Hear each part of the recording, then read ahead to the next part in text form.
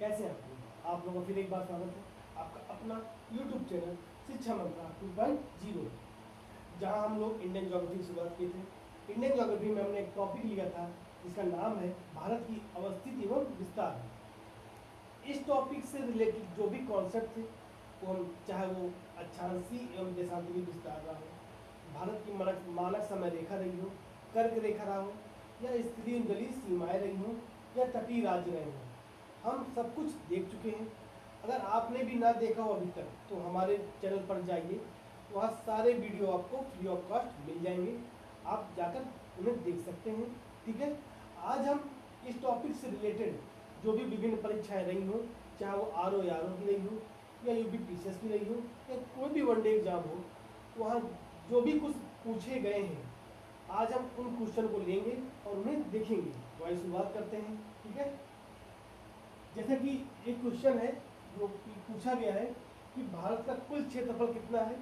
दूसरा पूछा गया है विश्व में भारत का स्थान क्या है क्षेत्रफल के अनुसार। तीसरा पूछा गया क्षेत्रफल के अनुसार एक क्रम पूछा गया है राज्य देशों का। फिर विश्व में जो कुल भूभाग है भारत का भाग कितना है। ठीक है, तो देखते हैं। पहले पूछा गया भारत का कुल क्षेत्रफल, तो अगर कुल की बात करें तो वो है 32,87,263 वर्ग किलोमीटर। ठीक है, दूसरा है विश्व में भारत का स्थान कौन सा है क्षेत्रफल के अनुसार, तो वो है आपका 7वां। ठीक है, फिर पूछा गया क्रम पूछा गया है, हम यहां देखते हैं अवरोही क्रम, अवरोही क्रम। तो अगर हम क्रम देखें देशों का क्षेत्रफल के अनुसार, तो पहले है सबसे बड़ा रूस, फिर आपका कनाडा। ठीक है, फिर है आपका अमेरिका,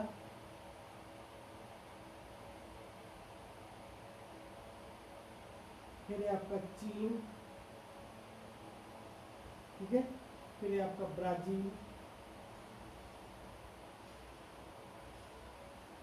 फिर है आपका ऑस्ट्रेलिया,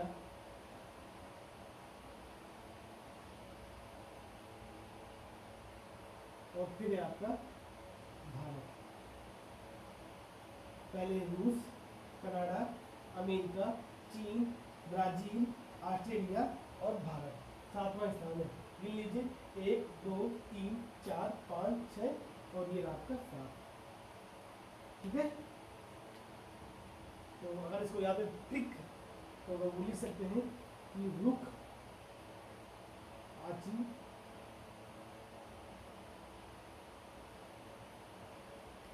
बा अब लिख लीजिए बस, रुक आची बस। ठीक है, तो रुक से हो गया रूस, के से कनाडा, आ से अमेरिका, चा से ची से चीन, फिर आपका ब्राजील, फिर आपका अस से ऑस्ट्रेलिया। रुक आची बस। ठीक है, ये हो गया आपका ट्रिक। फिर आपका चौथा पूछा गया है कुल भूभाग पूछा गया है भारत का कितना है, वो है आपका 2.4%। ठीक है, कितना है आपका 2.4%। पहले हमने देखा भारत का कुल क्षेत्रफल देखा, फिर हमने देखा स्थान कौन सा है, फिर एक क्रम देखा देशों का, और वही क्रम देखा मतलब बड़े से छोटे क्रम में, फिर इसका ट्रिक देखी याद करने की, फिर भारत का कुल भूभाग देख लिया। ठीक है, ये रहा इसका आंसर। प्रिंट शॉट लेना चाहे तो आप ले सकते हैं।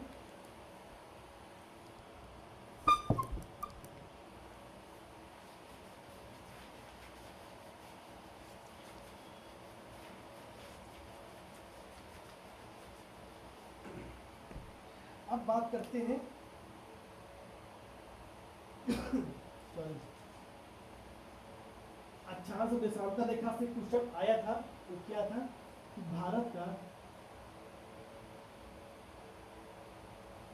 सुदूरस्थ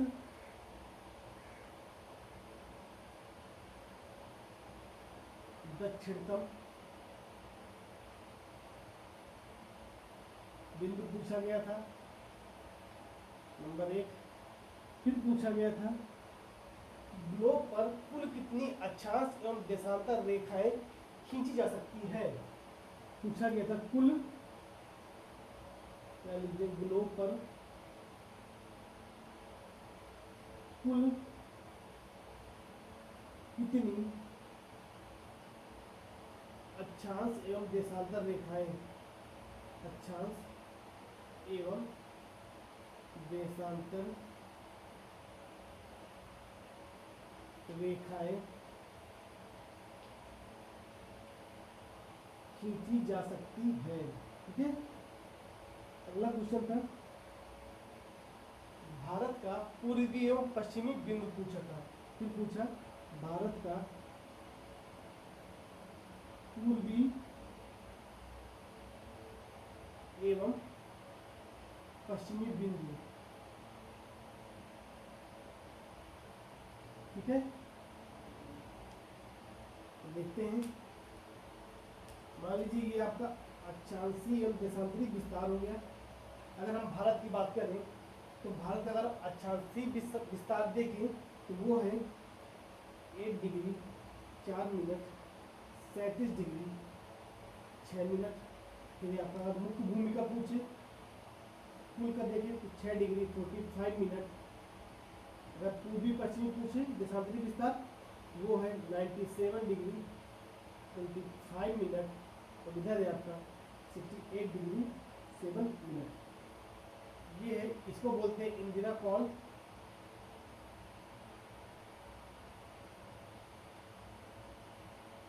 ठीक है, ये कहाँ पर है आपका, लद्दाख।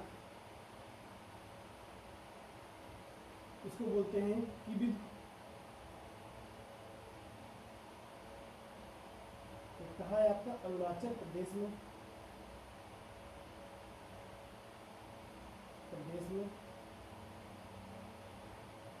ठीक है। इसको बोलते हैं गौर माता।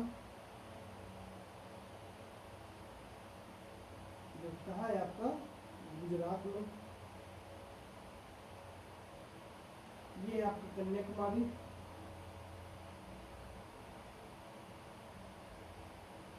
ठीक है, इसको बोलते हैं आपका इंदिरा पॉइंट। इंदिरा पॉइंट। ठीक है, तो कहाँ है आपका, ग्रेट निकोबार में, ग्रेट निकोबार में। ठीक है, देखिए अगर मुख्य भूमि का पूछे तो दक्षिणतम बिंदु क्या होगा, 1 डिग्री 4 मिनट। अगर सुदूरस्थ दक्षिणतम बिंदु पूछे तो वो होगा आपका 6 डिग्री 45 मिनट, जो कहाँ पड़ता है, इंदिरा पॉइंट में, जो कि ग्रेट निकोबार में है। अगर उत्तरी बिंदु पूछे तो वो है 37 डिग्री 6 मिनट, इंदिरा कॉल, जो कि लद्दाख में है। अगर पूर्वी पूछे तो 97 डिग्री 25 मिनट, जो किबिद अरुणाचल प्रदेश में। और पश्चिमी पूछे तो 68 डिग्री 7 मिनट, गौर माता, गुजरात। अब हमेशा इंदिरा पॉइंट और इंदिरा कॉल में हमेशा कंफ्यूजन होता है, तो इस कंफ्यूजन को दूर करने के लिए एक सबसे अच्छा तरीका है, आप एक बात याद रखिएगा, जब भी आपको प्रपोज करता है, ऊपर चढ़ करता ना, कॉल करता है, कोई पुकारता है तो ऊपर चढ़ के, चोटी पे चढ़ के पुकारोगे ना, कॉल करोगे, तो याद रखना इंदिरा कॉल मतलब कॉल किया ऊपर चढ़ के। ठीक है, तो कॉल इंदिरा पॉइंट किबिद गौर माता। ये आपका रहा भारत का उत्तरतम एवं दक्षिणतम बिंदु, पूर्वी एवं पश्चिमी बिंदु। ठीक है, लिख लीजिए।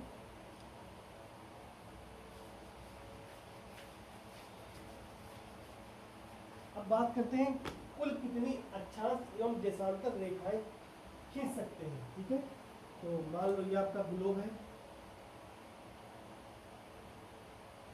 ठीक है, ग्लोब में इसको बोलते हैं 0 डिग्री की अक्षांश रेखा, या इसको बोलते हैं विषुवत रेखा। ठीक है, जो पृथ्वी को दो भागों में बराबर बांटती है। ठीक है, ये आपकी अक्षांश रेखा है भाई, जो विश्व के समानांतर होती है, ये हो गई। ठीक है, ये हो गई। इसको बोलते हैं 23.5 डिग्री की कर्क रेखा, और ये है आपके 23.5 डिग्री की मकर रेखा, इसको बोलते हैं कर्क, और इसको बोलते हैं मकर रेखा। ठीक है, तो बोलते हैं 66.5 डिग्री की आर्कटिक वृत्त,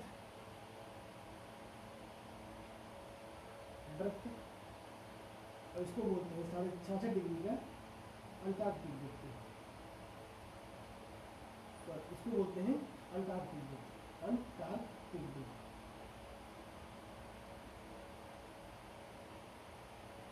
ठीक है, तो अगर पूछे कुल कितनी अक्षांश रेखाएं खींच सकते हैं, तो हम खींच सकते हैं 90 ऊपर और 90 दक्षिण में, मतलब 90 प्लस 90 और 0 डिग्री की देशांतर अक्षांश रेखा है, जिसे विषुवत रेखा कहते हैं, वो एक कितनी हो गई 181। इतनी अक्षांश रेखाएं हम खींच सकते हैं ग्लोब पर। ठीक है, मतलब 90 ये और 90 ये प्लस ये। ठीक है, अगर कोई पूछे कि दो अक्षांश रेखाओं के बीच की दूरी कितनी होती है, तो वो होती है 111 किलोमीटर। ठीक है, हमेशा याद रखिएगा अक्षांश रेखाएं बराबर होती हैं, समानांतर होती हैं विषुवत की। ठीक है, अगर हम देशांतर की बात करें तो इसको मान लीजिए 0 डिग्री की देशांतर रेखा, जो क्या बोलते हैं याम्योत्तर रेखा भी बोलते हैं, इसको हम बोलते हैं याम्योत्तर रेखा, या 0 डिग्री की देशांतर रेखा, जो कहाँ से होकर गुजरती है, इंग्लैंड के ग्रीनविच से होकर गुजरती है।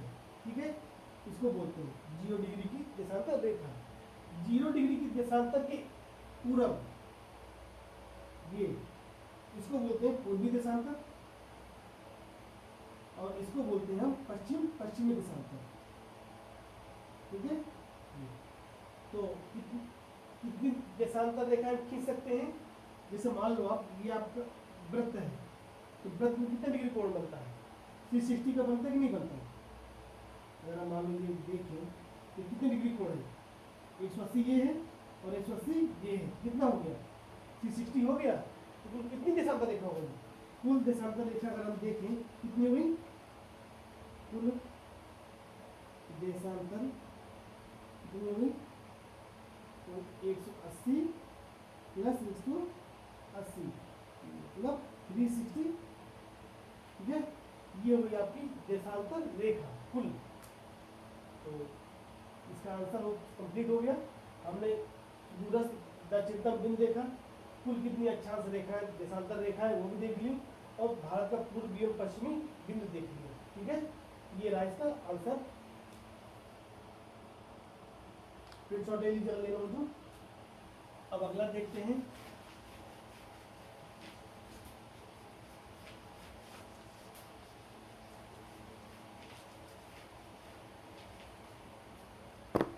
अगला सवाल था कर्क रेखा से, कर्क रेखा से। ठीक है, कर्क रेखा कितने राज्यों से होकर गुजरती है। ठीक है, और उसके निकटतम शहरों के नाम, तो इसका हमने विस्तार में देखा है, पुराना वीडियो है वो आप जाके देख सकते हैं। ठीक है, तो कर्क रेखा से भी क्वेश्चन आते हैं, ये हमने देखा। अब हम बात करते हैं मकर रेखा के बारे में। एक क्वेश्चन था मकर रेखा से, मकर रेखा, इसका भी हमने देख रखा है, पिछला वीडियो में देख लिया गया, वहाँ देख सकते हैं, ये वीडियो है सारे। मकर रेखा कैसे किन किन राज्यों से होकर गुजरती है, और भारतीय मानक समय रेखा वो भी देखा है। ठीक है, इसका जो ट्रिक है वो हमने ट्रिक भी बता रखा है, कैसे याद करने का तरीका क्या है, कैसे याद रखें उस ट्रिक्स के माध्यम से। ठीक है, एक क्वेश्चन इसमें समय से पूछा था कि एक समय कैसे निकालते हैं, वो बहुत अच्छा सवाल था, उसको एक बार देख लेते हैं सवाल को। क्वेश्चन था कि भारतीय मानक समय की यमोत्तर पर, मतलब जो भारतीय मानक समय रेखा की यमोत्तर पर कितनी है, 82.5 डिग्री की भारतीय मानक समय रेखा है, ये हमने माना था, उसकी यमोत्तर पर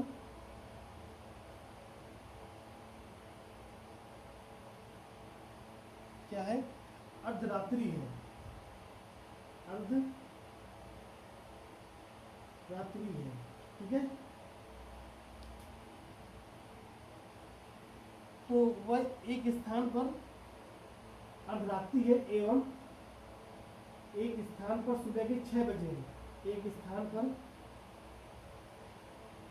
सुबह के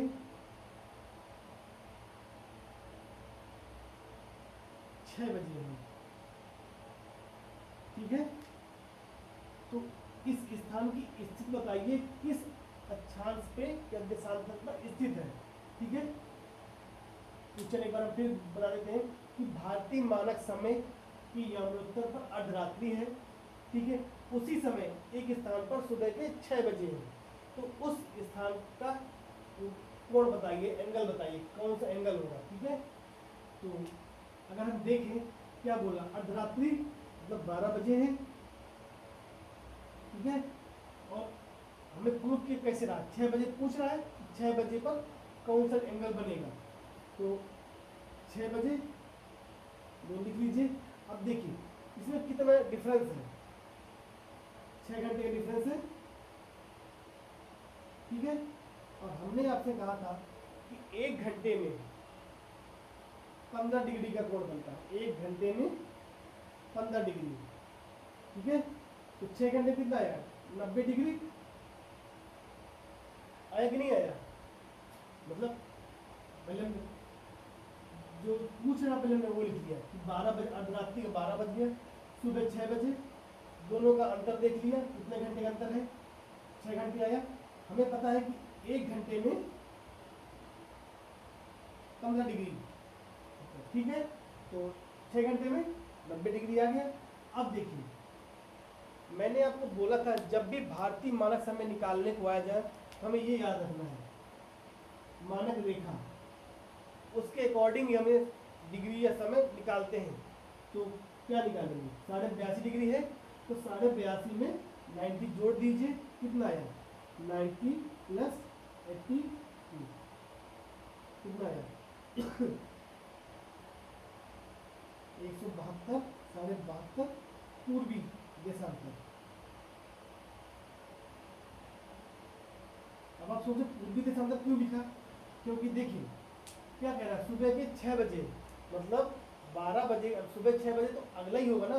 अगर यहाँ शाम को 6 बजे बोलता तो पश्चिमी देशांतर हो जाता है, पीछे सुबह बोल रहा है मतलब आगे, तो इसलिए पूर्वी देशांतर, ठीक है। तो ये हमारा सवाल रहा, और बाकी कुछ सवाल हमने करा रखे हैं वीडियो में, आप उनको जाकर वहाँ देख सकते हैं, समझ सकते हैं, बहुत अच्छे समझा रखा है, ठीक है। ये हो गया, स्क्रीनशॉट अगर लेना जान ले सकते हैं।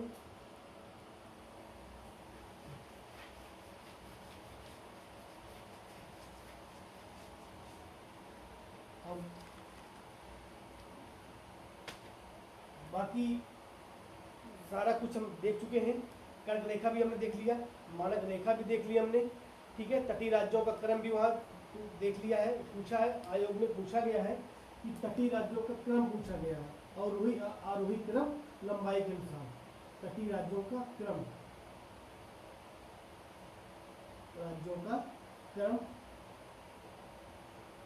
वो हमने देख लिया है, ठीक है। वीडियो में आप भी देख सकते हैं। तो ये टॉपिक हमारा सारा कंप्लीट हो गया है। अब हम कल से एक नया टॉपिक शुरू करेंगे, देखते हैं या भौतिक विभाजन शुरू करेंगे या कुछ और, ठीक है। तो हम कल फिर मिलते हैं नेक्स्ट वीडियो के साथ। लेकिन आज जाने से पहले एक बार चैनल को सब्सक्राइब जरूर करिएगा, प्लीज़, आप लोगों से रिक्वेस्ट है। और अपने दोस्तों को भी बताइए चैनल के बारे में, ठीक है, ताकि वो भी इस चैनल का या इस वीडियो में जो भी कुछ हम पढ़ाते हैं वो भी उनका लाभ ले सकें, ठीक है। आगे हम कल फिर मिलते हैं नेक्स्ट वीडियो के साथ, तब तक के लिए शुक्रिया, धन्यवाद।